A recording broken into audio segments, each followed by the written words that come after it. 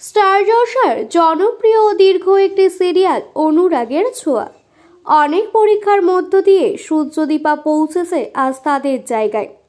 একদিন সূর্যদীপাকে ভালোবেসে বিয়ে করেছিল, কিন্তু সময়ের সাথে সাথে তাদের মাঝে এতটাই দূরত্ব বেড়ে যায় যে তারা একে অপরকে সহ্য করতে পারছিল না। সূর্য বারবার দীপাকে ভুল বুঝে গেছে, আর সূর্যকে ভুল বোঝানোর জন্য সর্বদা আগ্রহী ছিল মিশকা। বন্ধুত্বের আড়ালে সূর্যদীপার সাজানো সংসার তছনছ করে ছাড়ে মিশকা।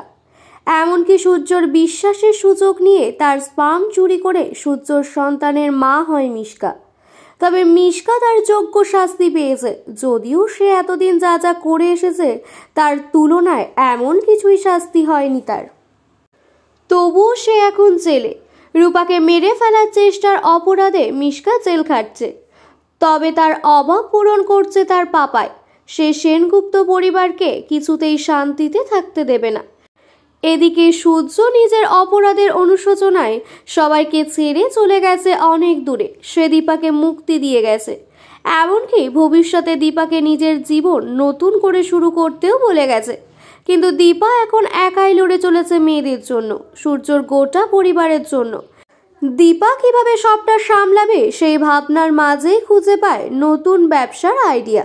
সে বাড়িতে সকলকে সাথে নিয়ে সুগন্ধি তৈরির কারখানা শুরু করে, আর সেখানে তাকে সর্বত্রভাবে বরাবরের মতো সাহায্য করে চলেছে অর্জুন। এবার কি তবে সত্যিই দীপা সূর্যকে ছেড়ে অর্জুনের হাত ধরবে? সোনার উপাও তাই চায়, তবে দর্শকের অনেকাংশই এটা চায় না।